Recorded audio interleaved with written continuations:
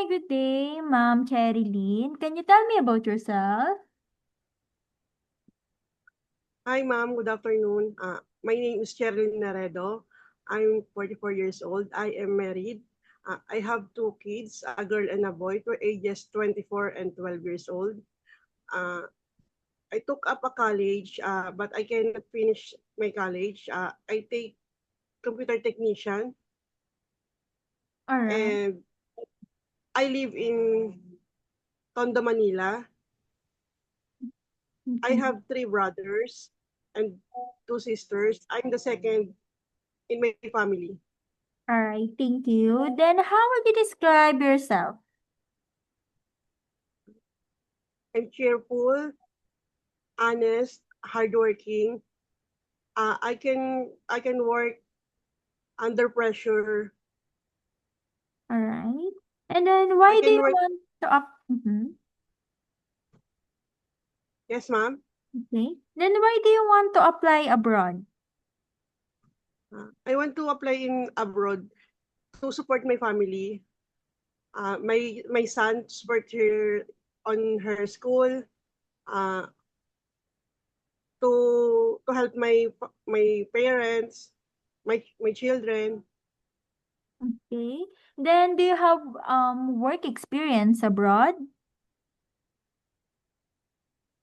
I have a work experience before in Qatar, but I'm not lucky one to have a good employer.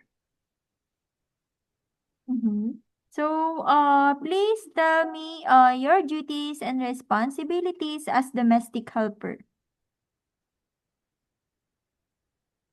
Uh, I'm taking one child.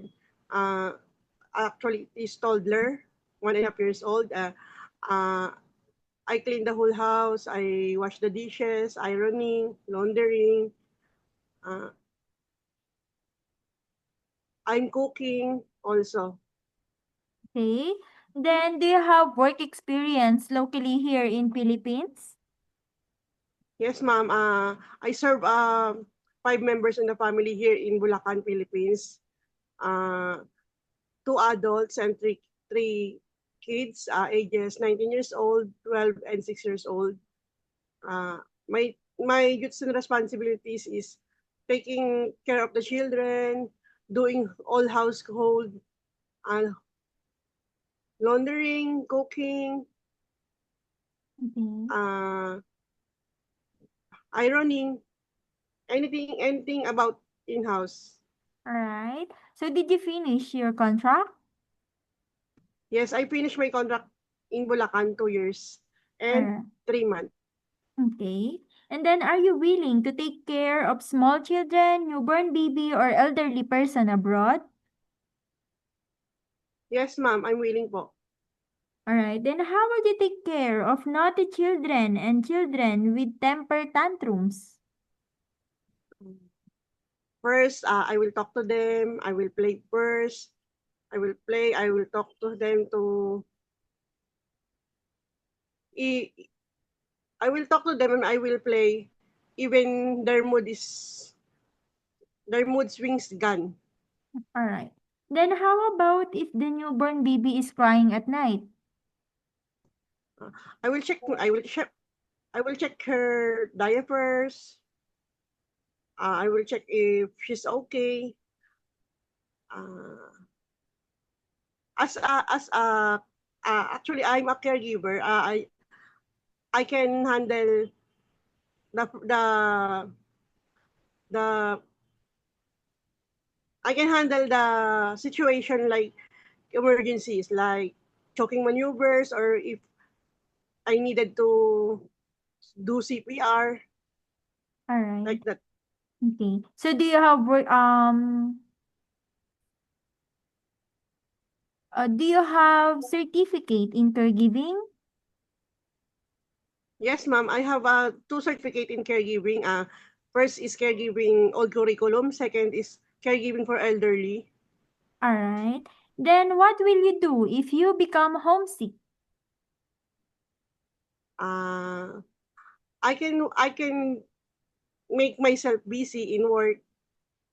what my employers needed. Uh, I can I can do video calls or in night before I'm going to sleep. Alright.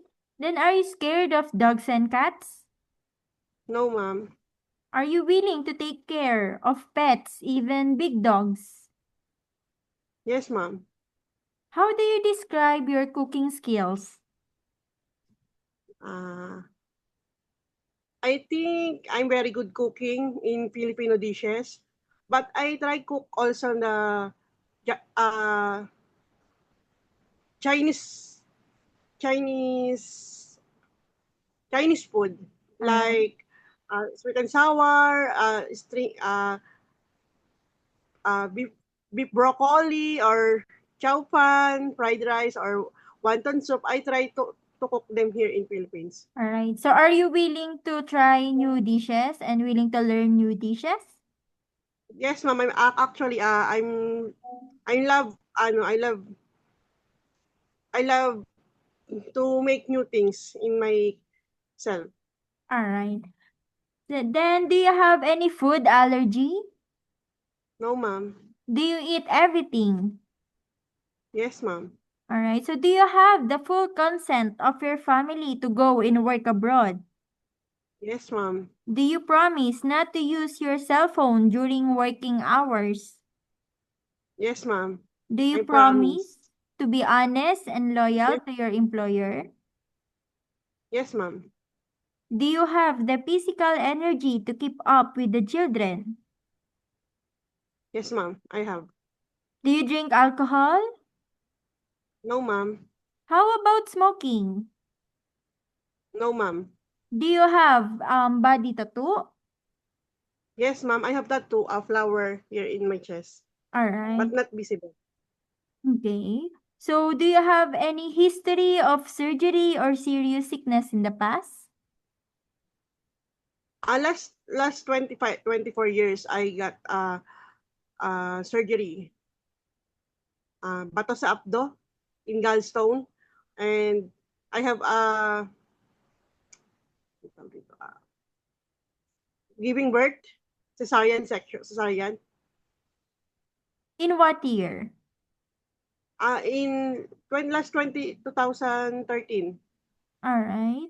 So, are you willing to wake up very early in the morning and sleep late at night? Yes, ma'am. Yes, ma'am. I'm willing. Do you have any history of surgery or serious sickness in the past? Yes, ma'am. I have surgery last 24 years ago. I have a gallstone and I have a cesarean last 2013. But I'm fit to work now. Alright. So, are you willing to share room with the children? Yes, ma'am. Are you willing to wake up very early in the morning and sleep late at night? Yes, ma'am. Are you willing to work during day off and employer will pay you overtime? Yes, ma'am. I'm willing po. Alright, for the last question, what is your final message to your future employer abroad? Hi, ma'am. Good day po. I'm Sherilyn. I hope to see you, or I hope you get me as your household. I promise you that I will be honest and hardworking and I'll finish my contract, 2 years contract with you. Thank you and see you soon.